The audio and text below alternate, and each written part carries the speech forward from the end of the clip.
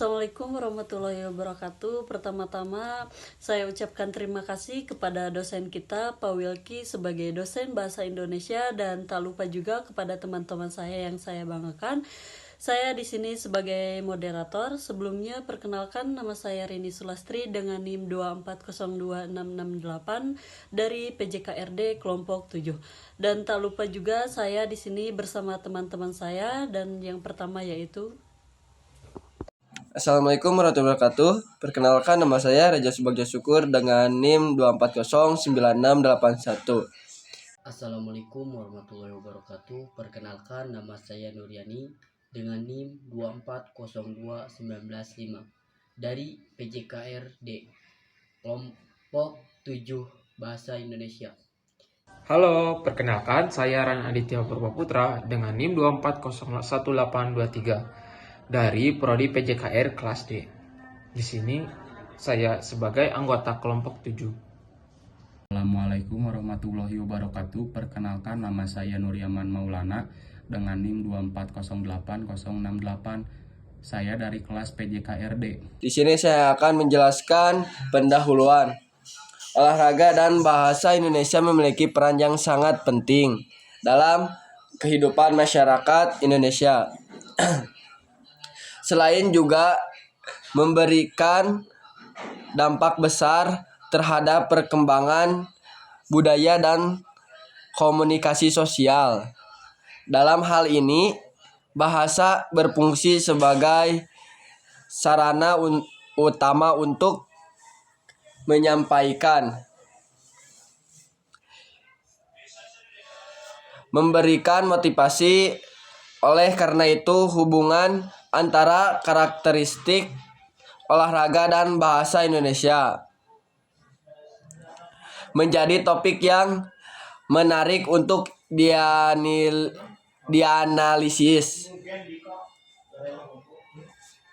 khususnya mengenai bagaimana olahraga memengaruhi perkembangan bahasa, baik dalam hal kosakata, istilah teknis, gaya komunikasi, maupun fenomena kebahasaan lainnya. Dengan demikian, olahraga berkontribusi besar terhadap budaya berbahasa.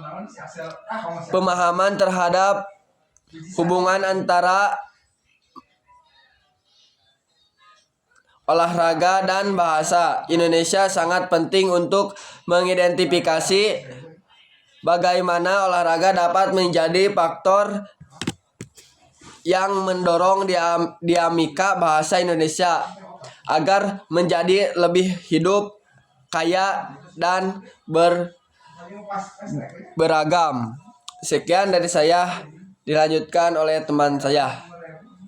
Di sini saya akan menjelaskan tentang metode penelitian hasil dari artikel yang kami buat, yaitu tentang yang berjudul karakteristik olahraga terhadap karakteristik bahasa Indonesia. Jadi kami menggunakan metode penelitian kami menggunakan jenis penelitian studi kualitatif deskriptif yang bertujuan untuk menjelaskan dan menganalisis fenomena penggunaan bahasa Indonesia dalam konteks olahraga. Pendekatan kualitatif dipilih agar peneliti dapat menggali secara mendalam perubahan bahasa yang terjadi dalam dunia olahraga. Metode ini memungkinkan pengungkapan makna serta konteks sosial yang melatar belakangi penggunaan bahasa sesuai dengan pandangan Criswell pada tahun 2018 yang menekankan pentingnya memahami konteks penelitian kualitatif. Jadi kami menggunakan jenis penelitian kualitatif deskriptif. Sekian, terima kasih pemaparan materi dari saya tentang metode penelitian. Di sini saya akan melanjutkan tentang studi pustaka. Nah, penelitian akan meneliti berbagai sumber literatur, termasuk buku, jurnal, artikel, dan dokumen yang membahas hubungan antara bahasa Indonesia dan olahraga. Nah, yang kedua ada observasi lapangan. Penelitian akan melakukan observasi langsung untuk memeriksa penggunaan bahasa dalam situasi nyata seperti siaran pertandingan olahraga dan interaksi di media sosial. Observasi ini bertujuan untuk mengidentifikasikan praktik bahasa yang digunakan dalam berbagai konteks olahraga. Nah, yang ketiga yaitu analisis wacana. Teknik analisis wacana diterapkan untuk menganalisis interaksi verbal dan nonverbal dalam konteks olahraga, baik melalui media massa, siaran langsung, maupun wawancara dengan atlet dan pelatih. Nah, yang keempat ada wawancara mendalam. Wawancara dilakukan dengan pelaku olahraga, termasuk atlet, pelatih, dan jurnalis olahraga, untuk mendapatkan wawasan yang lebih tentang penggunaan bahasa dalam berkomunikasi olahraga. Teknik analisis data yaitu yang kesatu ada klasifikasi data. Data yang diperoleh akan dikelompokkan berdasarkan jenisnya seperti istilah teknis, olahraga, dan gaya komunikasi dalam media olahraga. Yang kedua ada coding data. Penelitian akan dilakukan pengkodean data untuk menemukan pola-pola tertentu yang berkaitan dengan karakteristik bahasa Indonesia dalam konteks olahraga. Coding yang sistematis memungkinkan penelitian mengorganisir data dan menemukan tema yang relevan. Nah, yang ketiga ada penyusun tema. Berdasarkan proses pengkodean, penelitian akan menyusun tema-tema utama seperti penggunaan jargon olahraga, pengaruh olahraga terhadap gaya bahasa media, dan perubahan bahasa Indonesia yang dipengaruhi oleh olahraga. Nah, yang keempat ada analisis konteks. Penelitian juga akan menganalisis konteks penggunaan bahasa, interaksi antara pelaku olahraga dan dalam siaran media. Hal ini sangat penting untuk memahami berbagai konteks pengaruh pilihan kata dan struktur bahasa yang digunakan, seperti dinyatakan oleh Van Dijk 2018 dalam analisis wacana kritis. Baik, di sini saya akan melanjutkan hasil penelitian yang sudah teman saya sampaikan sebelumnya. Yang pertama itu terdapat pada kosakata khusus istilah teknis terkait dalam olahraga seperti penalti, offside, dribbling, dan smash telah terbukti menjadi elemen terpenting dalam bahasa Indonesia, terutama di kalangan olahraga. Yang kedua yaitu perubahan gaya komunikasi. Bahasa ini yang digunakan dalam konteks olahraga cenderung lebih dinamis dan emosional. Wartawan dan komentator biasanya sering memakai ungkapan yang mengunggah semangat saat melaporkan pertandingan. Yang ketiga itu perkembangan istilah dalam bahasa sehari-hari. Istilah berasal dari dunia olahraga seperti mental juara dan game plan telah diintegrasikan ke dalam kosakata umum masyarakat.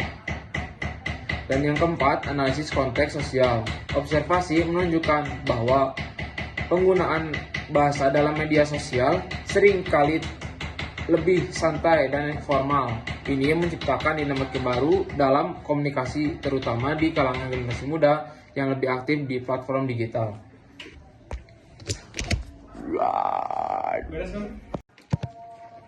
Selanjutnya ada diagram lingkaran.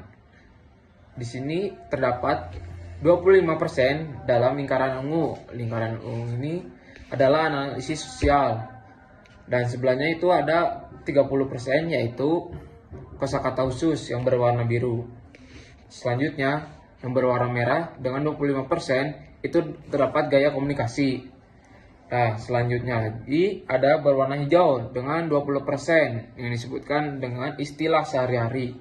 Nah, berikut diagram lingkaran yang dapat kami tampilkan. Selanjutnya ada perkembangan bahasa sehari-hari. Istilah olahraga ke dalam bahasa sehari-hari mencerminkan fleksibilitas bahasa sebagai alat adaptasi. Horne pada 2018 menunjukkan bahwa istilah yang berasal dari dunia olahraga dapat memberikan makna baru dalam konteks yang lebih luas sehingga memperkaya bahasa umum masyarakat. Selanjutnya, kosakata khusus dan jargon. Kosakata khusus dan dalam dunia olahraga menciptakan kebutuhan komunikasi yang spesifik di kalangan pelaku olahraga. Dan ini membantu membangun kedekatan dan kekompakan di antara anggota komunitas olahraga serta memperkuat identitas mereka. Selanjutnya ada gaya komunikasi yang dinamis. Bahasa berfungsi sebagai alat penting untuk mengekspresikan emosi dan semangat kolektif dalam konteks olahraga. Melalui penggunaan bahasa yang tepat, nuansa pertandingan yang dapat disampaikan dengan lebih hidup. Di sini saya akan menjelaskan tentang kesimpulan. Nah, jadi kesimpulan penelitian ini menunjukkan bahwa hubungan antara olahraga dan bahasa Indonesia memiliki dampak yang signifikan dalam kehidupan masyarakat. Olahraga tidak hanya berfungsi sebagai sarana menjaga kebugaran fisik, tetapi juga berperan penting dalam perkembangan budaya dan komunikasi sosial. Bahasa menjadi alat utama dalam menyampaikan informasi, motivasi, dan membangun hubungan antar individu serta kelompok. Dari hasil penelitian ini terungkap bahwa olahraga menghasilkan istilah-istilah teknis yang khas yang membentuk jargon khusus yang hanya dipahami oleh kalangan tertentu seperti atlet dan pelatih. Istilah-istilah ini memperkaya bahasa Indonesia dan menciptakan sub-bahasa yang unik dalam konteks olahraga. Selain itu, gaya komunikasi dalam konteks olahraga terlihat lebih dinamis dan emosional, seringkali menciptakan suasana yang mendukung interaksi sosial. Adopsi istilah olahraga ke dalam bahasa sehari-hari menunjukkan fleksibilitas bahasa Indonesia dalam beradaptasi dengan perkembangan sosial. Istilah seperti mental juara dan game plan kini telah menjadi bagian dari kosakata umum, mencerminkan pengaruh besar olahraga dalam kehidupan masyarakat. Penggunaan bahasa dalam media sosial yang lebih santai dan informasi juga menciptakan dinamika baru dalam komunikasi, terutama di kalangan generasi muda. Mungkin sekian yang saya bisa jelaskan. Wassalamualaikum warahmatullahi wabarakatuh.